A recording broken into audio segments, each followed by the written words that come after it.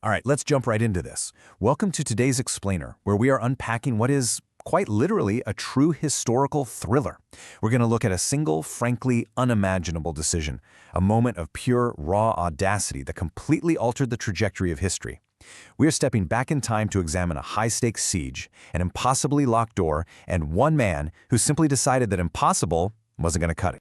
So you really have to ask yourself, how did one man's seemingly suicidal leap change the course of history forever? I mean, it sounds like a myth, right? Like some over-the-top action movie sequence, but I assure you, this isn't fiction. Put yourself in the boots of a soldier, staring up at an impenetrable fortress, knowing the only way forward is to literally launch yourself directly into a sea of thousands of enemy swords. How does an act that intense ripple out to affect millions of lives centuries later? Well, let's find out. Section 1. The Siege of Yamama. Okay, let's set the stage. The year is 11 AH, or 632 CE. The Islamic forces, who are being commanded by the brilliant tactician Hazrat Khalid bin Walid, are locked in this incredibly intense standoff. They're facing an army led by a man making a false claim to prophethood. The fighting had been brutal, and the enemy forces, pushed back by the vanguard, were forced to retreat to a spot in Najd, a spot that history would later remember by a seriously chilling name: the Garden of Death.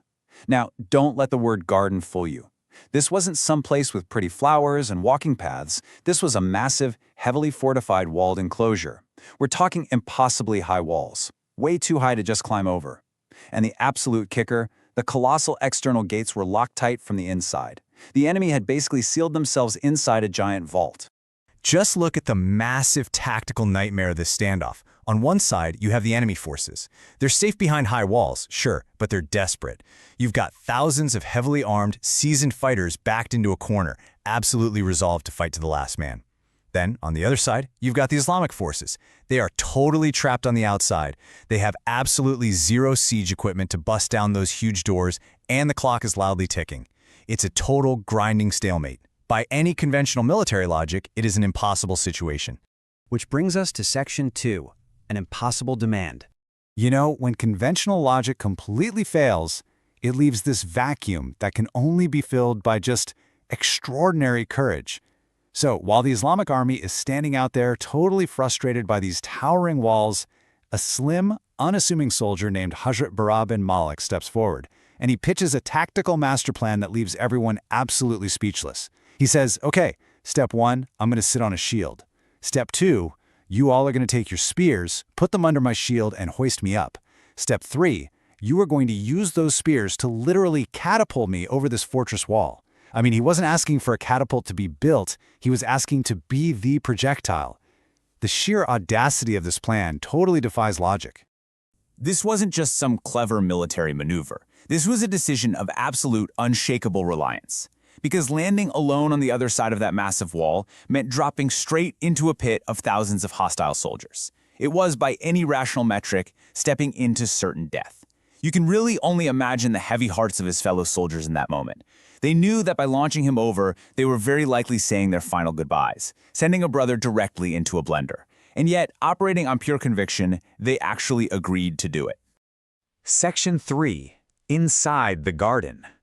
So, with a massive unified heave, his comrades thrust their spears upward. He flies up into the air, clears those massive stone walls, and drops down on the other side, landing right smack in the heart of the enemy's stronghold. Now, just imagine the psychology of this exact second.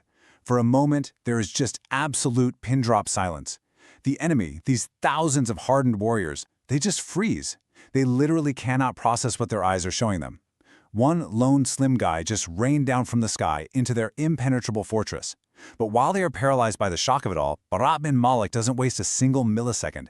He hits the ground and instantly sprints directly toward the heavy main gates. But as you can guess, he didn't exactly make it to those gates untouched. 80. Just wrap your head around that number for a second. As the enemy snapped out of their daze, they absolutely swarmed him. Swords sliced into him, arrows pierced his body, but propelled by this level of adrenaline and focus that we can barely even comprehend, he just kept moving. Historical accounts tell us he sustained more than 80 deep sword and arrow wounds during this incredibly violent, lightning-fast dash across the courtyard. 80 wounds, and yet he flat out refused to fall. Covered in wounds, literally drawing on the very last drops of human strength he had left, he reaches those colossal external doors. He unlatches them, and he pushes them open. The gate opens, and exactly like he planned, the waiting ocean of the Islamic forces outside violently rushes in. The impenetrable seal of the Garden of Death was broken entirely by the sheer willpower of one man. Section 4. The Fall of Khazab. With those gates thrown wide open, the battle shifted in an instant. It went from a frustrated siege to horrific, hand-to-hand combat inside the garden itself. The trapped army fought back with intense, desperate resistance. I mean, they knew there was nowhere left to run. But the momentum had completely swung. During this chaotic, brutal clash, the leader of the opposing forces, Musaylima Kazab, was ultimately killed by Wahshi bin Harb. And with their leader gone, the enemy's resolve just shattered. A decisive victory was secured for the Islamic forces, and that immediate existential military threat was finally neutralized. Section 5. Compiling the Quran. Now, you might think the story wraps up right there, a brilliant tactical victory and an unbelievably heroic soldier. But let's zoom out for a second to look at the massive, completely unintended historical ripple effect of this specific battle. Because the close-quarters combat inside the Garden of Death was so intense, the Islamic forces suffered exceptionally heavy casualties. And tragically, among the fallen were a devastating number of Hafiz Quran. These are the individuals who had committed the entire text of the Quran to memory. Seeing this, the leadership realized something absolutely crucial. The living human vessels of this text were vulnerable. They could be lost in battle. So a monumental decision was made right then and there. They decided to compile the Quran into a single, standardized, written book format to preserve it forever. Think about that. Bara ibn Malik's leap didn't just win a tough battle. It was the direct catalyst for preserving a text that is read by billions of people to this very day. Section 6. The Ultimate Sacrifice. You know, when we look back at historical sources, we really aren't just memorizing names and dates. We are studying the actual mechanics of human courage.